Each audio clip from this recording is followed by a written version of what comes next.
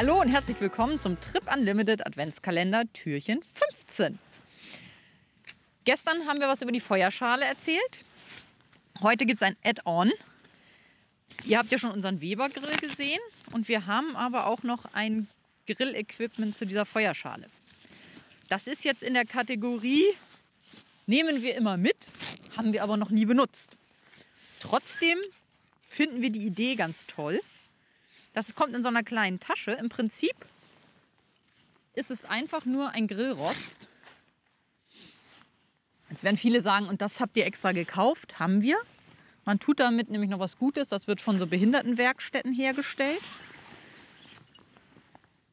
Hier ist der Erdspieß, den man einfach so zusammenschraubt.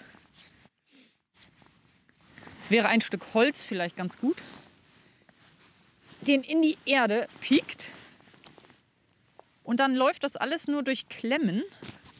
Man hat hier... Man muss es da durchstecken, ja. Genau, so. Und dann hält das so. Und dann hält das so einfach über die Schwerkraft und Klemmwirkung. Das hier in der Höhe variieren. Und gleich die Wurst grillen. Ist doch der Hammer, oder? Haben wir, wie gesagt, noch nicht ausprobiert, aber ich fand es halt ganz smart, dass wenn man schon Feuer anhat, man nicht nochmal den Weber-Grill anmachen muss. Aber manchmal, wir haben den Grill halt trotzdem, manchmal hat man halt kein Feuer, aber man möchte trotzdem grillen, weil das ist 30 Grad oder so.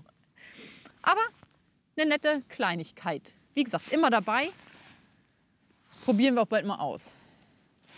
Und der große Vorteil ist völlig unabhängig von dieser Feuerschale.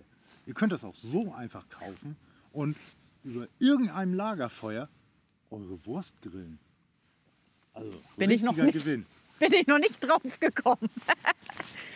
Ja, verlinken wir wieder und wir sehen uns, ratet mal, morgen.